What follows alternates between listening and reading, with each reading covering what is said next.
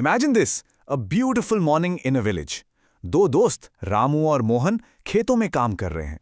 रामू एक गरीब किसान है और मोहन अमीर, पर उनकी दोस्ती पैसे से नहीं, बिल्कुल दिल से जुड़ी है।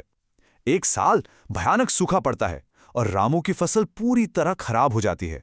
पर उसी रात मोहन को अपने खेत की मिट्टी के नीचे एक चमकती हुई चीज दिखती है, लिटरली एक पुराना नक्शा। अब वो चाहता तो अकेले खजाना ढूंढ सकता था, राइट? पर नहीं, उसने अपने दोस्त रामू को साथ लिया। दोनों घने जंगल में जाते हैं, मिट्टी खोदते हैं और उन्हें एक लोहे का बड़ा संदूक मिलता है। पर गैस व्हाट? अंदर सोना नहीं था, बल्कि ऐसे दुर्लभ बीज थे जिन्होंने पूरे गांव की खेती और किस्मत ही बदल दी। ऐसे deeply emotional, viral 3D Hindi moral stories हम अपने फीड्स पर रोज देखते हैं। लेकिन क्या आपने कभी सोचा है कि क्रिएटर्स आखिर ये 3D मैजिक टेक्निकल लेवल पर बिल्कुल स्क्रैच से कैसे बनाते हैं? Okay, let's dive into this. आज के इस एक्सप्लेनर में हम एक complete chronological 3D animation pipeline को एक्सप्लोर करने वाले हैं। हम रामू और मोहन की इस ब्यूटीफुल स्टोरी को as a case study use करेंगे, ताकि आप एग्जैक्टली समझ सकें कि एक सिंपल से आइडिया को एक सिनेमैटिक पिक्सार स्टाइल एनिमेशन में कैसे ट्रांसफॉर्म किया जाता है। ये बिल्कुल एक स्टेप बाय स्टेप ब्लूप्रिंट होने वाला है। So let's get started.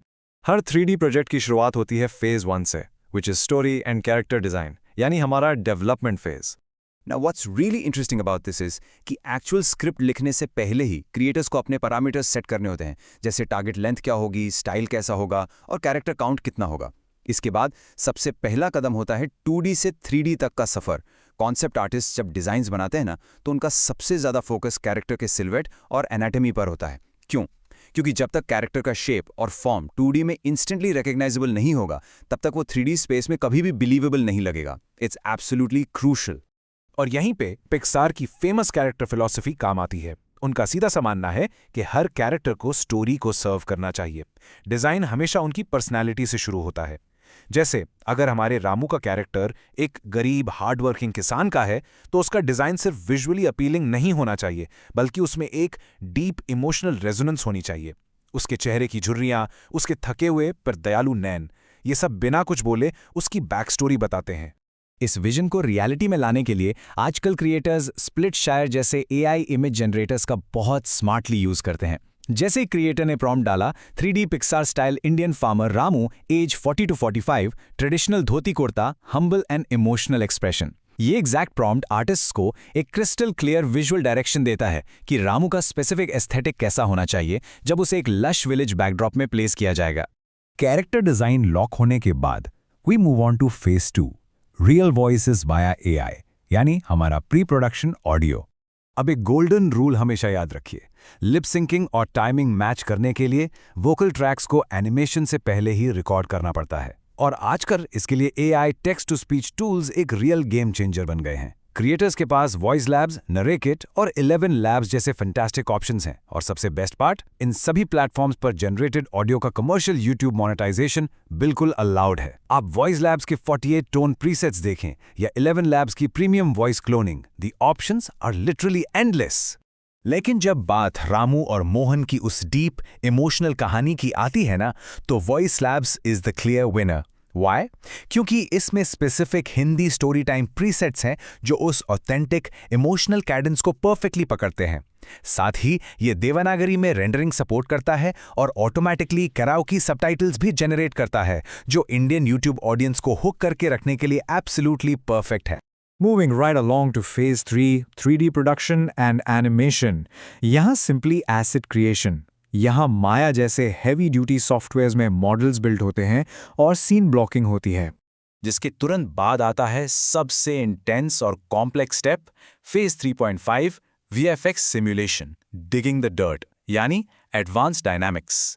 माया में कैमरा ब्लॉकिंग के बाद यानी बेसिकली सिर्फ वही एनिमेट करना जो फ्रेम में एक्चुअली दिखने वाला है। हम स्टोरी के उस सस्पेंसफुल क्लाइमैक्स पर चलते हैं, जब घने जंगल में रामू और मोहन मिट्टी खोदकर वो संदूक निकालते हैं।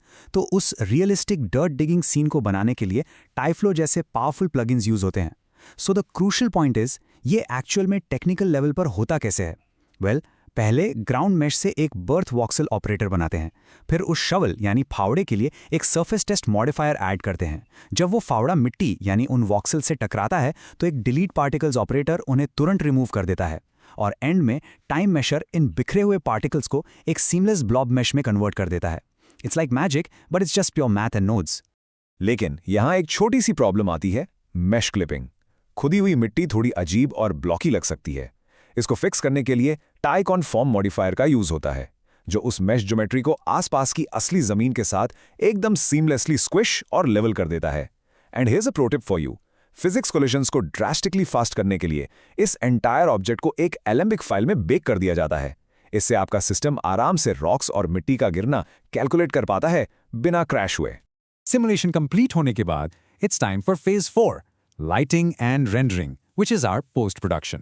आप उस ब्रेथ टेकिंग फाइनल सीन के बारे में सोचिए। सूर्यास्त का समय है, रामू और मोहन खेतों के बीच खड़े हैं और पूरा गांव उन्हें दिल से धन्यवाद दे रहा है। इस गॉर्जियस गोल्डन आवर लुक को अचीव करने के लिए स्वीपर 3D और द रूकी के एक्सपर्ट्स एक हाई कॉन्ट्रास्ट HDRI डोम लाइट यूज करते हैं, जैसे पॉलीहेवन का लेक्स। उसके ऊपर से एक सनलाइट ऐड करते हैं, जिसे स्ट्रिक्टली वर्ल्ड सेंटर पर ट्रैक किया जाता है। कलर टेम्परेचर को अराउंड 4500 केल्विन रखने के लिए ब्लैक बॉडी नोड का यूज होता है और सीन में एक सिनेमैटिक डेप्थ लाने के लिए हल्का सा फॉग और वॉल्यूमेट्रिक्स ऐड किए जाते हैं, just enough to give it that magical feel. And this brilliantly illustrates another trick. इस सिनेमैटिक लुक को और भी नेचुरल बनाने के लिए लाइट ब्लॉकर्स का यूज होता है। क्रिएटर्स बेसिकली क्या करते हैं कि वो डुप्लीकेट ट्रीज को कैमरा व्यू के बिल्कुल बाहर ऑफ स्क्रीन रख देते हैं। ये ट्रीज सीन में क्लियरली दिखते तो नहीं, पर उनकी वजह से स्क्रीन पर बड़ी प्यारी सी लंबी शैडोज गिरती हैं। ये सिंपल टेक्निक जंगल के उस डिगिंग सीन में एक अलग ही सस्पेंस ऐड करती है और सनसेट सीन में लाइटिंग को इतना नेचुरल बनाती है कि हमारे कैरेक्टर्स रामू और मोहन कभी भी ओवरलेट या फेक नहीं लगते। एक बार हर सिंगल फ्रेम रेंडर हो गया तो फाइनल पॉलिश का वक्त आता है। एविड जैसे एडिटिंग सॉफ्टवेयर्स में सारी रेंडर टारगा सीक्वेंसेस को इंपोर्ट किया जाता है। फिर फोली की बारी आती है, जैसे सूखे पत्तों की आवाज़ या उस मिट्टी खोदने की आवाज़, और उसके ऊपर बैकग्राउंड साउंड इफेक्ट्स की मल्टीपल लेयर्स ऐड होती हैं। उसके बाद इमोशनल म्यूजिक स्कोर और हमारा वो AI generated Hindi voice over properly screen action के साथ मिक्स किया जाता है। जब ये सब कुछ ब्यूटिफुली कंपोजिट हो जाता है, तभी एक फाइनल मास्टरपीस वीडियो तैयार होता है। As we wrap up this explainer, एक सबसे ज़रूरी बात हमेशा याद रखिए, चाहे आप टाइफ्लो यूज़ करके कॉम्प्लेक्स मिट्टी खोदने का सिमुलेशन करें या वीरे में एक stunning golden hour HDRI lighting setup बनाएं, ये सारी की सारी एडवांस 3D टेक्नोलॉजी आखिर में सिर्फ एक ही पर्पस के लिए एग्जिस्ट करती हैं, and that is to serve the emotional heart of the story. Ramu की दोस्ती, मोहन की ईमानदारी, ये फीलिंग्स टेक्नोलॉजी के बिना भी पावरफुली फील होनी चाहिए। टेक का काम तो बस उस इमोशन को विजुअली एम्पलीफाई करना है। क्योंकि दोस्तों, सच्चा खजाना सोना नहीं बल्कि किसी बेहतरीन स्टोरी को पूरी दुनिया तक पहुंचाना है। आज आपने कॉन्सेप्ट डिजाइन से लेकर टाइप फ्लो, सिमुलेशंस और सिनेमैटिक लाइटिंग तक ये पूरा का पूरा पाइपलाइन एकदम क्लियर समझ लिया है। So my final question to you is, आप इन 3D टूल्स और इस बिहाइंड द सीन्स नॉलेज का यूज करके आगे कौन सी ब्यूटीफुल कल्चरल कहानी को जिंदा करने वाले हैं? Take these tools, get creative, and I will see you in the next explainer.